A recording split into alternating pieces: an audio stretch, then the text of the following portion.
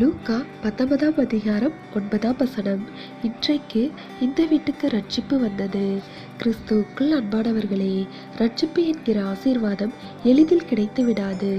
அந்த ஆசீர்வாதம் நமக்கு வர வேண்டுமானால் நம்முடைய பாவத்தை குறித்த உணர்வும் மனத்திரும்புதலும் நம்மிடத்தில் இருக்க வேண்டும். அது மட்டுமல்ல, நம்முடைய வாழ்க்கையில் சரிப்படுத்தப்பட வேண்டிய காரியங்களை சரிப்படுத்தும் போது கர்த்தர் கொடுக்கிற விலையேற பெற்ற ரட்சிப்பின் சந்தோஷத்தையும் சமாதானத்தையும் சகலவிதமான ஆசீர்வாதங்களையும் நாம் பெற்றுக்கொள்ளலாம். இங்கு சகேயு இயேசு கிறிஸ்துவை சந்தித்தவுடன் முதலில் தான் ஒரு பாவியான மனுஷன் என்பதை உணர்ந்தார். அது மாத்திரமல்ல, தன்னுடைய தவறை உணர்ந்து மனந்திரும்பி தன் பாவத்தை எல்லோருக்கும் முன்பாக அறிக்கை செய்து தன் காரியங்களை சரி செய்தார்.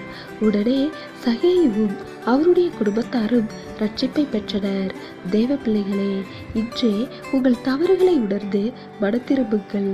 அப்பொழுது ரட்சிப்பும் தேவ சமாதானமும் சந்தோஷமும் உங்களிடத்தில் வரும். தேவனுடைய கிருபையும் இரக்கமும் நம் அனைவரோடும் இருப்பதாக. ஆமென்.